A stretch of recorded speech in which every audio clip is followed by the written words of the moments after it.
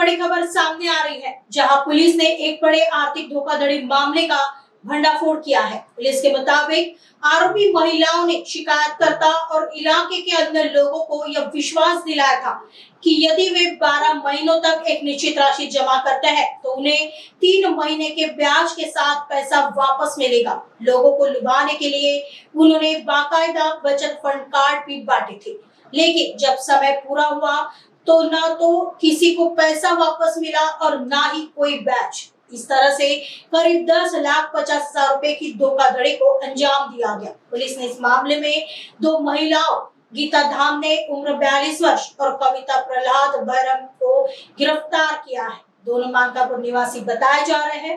फिलहाल पुलिस ने दोनों महिला आरोपियों को गिरफ्तार कर लिया गया है। आगे की जांच मानकापुर पुलिस कर रही है।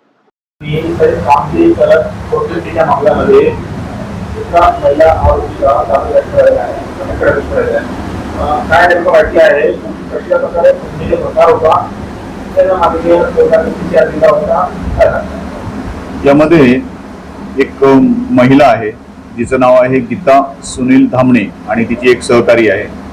यांनी महिला बचत गट फंड कार्ड तयार केलेलं होतं आणि महिला बचत गट फंड कार्ड काढून त्यामध्ये दर महिन्याला ठराविक रक्कम गुंतवणूक करायची आणि त्याच्यावर दर महिन्याला 3% परतावा म्हणजे इयरली 36% परतावा त्यावर देणार अशी कमिटमेंट त्यांनी लोकांसोबत केलेली होती। याच्यामध्ये आतापर्यंत 18 महिला या पोलीस स्टेशनला अप्रोच झालेल्या आहेत आणि एक साधारणपणे 15 लाखाची फसवणूक या महिलांची झालेली आहे। या महिलांना कार्ड दिलं जायचं आणि कार्डमध्ये गुंतवणूक त्यामध्ये पैसे गुंतवणूक करण्यास सांगितली जायची। सर्व गुंतवणूक करणाऱ्या या महिला या धुनी भांडी करणाऱ्या किंवा काम करणाऱ्या आहेत आणि त्यांना अशा प्रकारे आमिष दाखवून जास्त व्याजाचं किंवा जास्त परताव्याचं आमिष दाखवून त्यांना इन्व्हेस्ट करायला सांगितलं जात होतं। सदर महिलेविरुद्ध आरोपी महिलेविरुद्ध गुन्हा नंबर 157/2026 कलम 318(4) 3(5) भारतीय न्याय संहिता प्रमाणे तसेच MPID कलम 3(4) प्रमाणे हा गुन्हा दाखल करण्यात आलेला आहे। पुढील तपास चालू आहे। याच्यामध्ये सदर महिलेला गुन्हा दाखल करून अटक करण्यात आली होती। आज रोजी तिचा पोलीस कस्टडीची मुदत संपत आहे आणि आज पुन्हा तिला पोलीस कस्टडीसाठी किंवा न्यायालयासमोर हजर करण्यात येणार आहे। गुन्ह्याचा पुढील तपास चालू आहे। सर्व वरिष्ठ अधिकाऱ्यांच्या मार्गदर्शनाखाली मानकापूर पोलीस स्टेशनच्या टीमने ही कारवाई केलेली आहे। API निशा खोब्रागडे आणि त्यांची टीम आहे, त्यांनी गुन्हा दाखल करून त्यांच्याकडे तपास देण्यात आलेला आहे। याच्या माध्यमातून आपल्या चॅनलच्या माध्यमातून मी मानकापूर पोलीस स्टेशनच्या कार्यक्षेत्रातील नागरिकांना आवाहन करेन की अशा प्रकारे महिला बचत फंड कार्ड या चालवून सदर महिलेने जर कोणाची फसवणूक केलेली असेल तर त्यांनी तात्काळ मानकापूर पोलिसांशी संपर्क साधायचा आहे।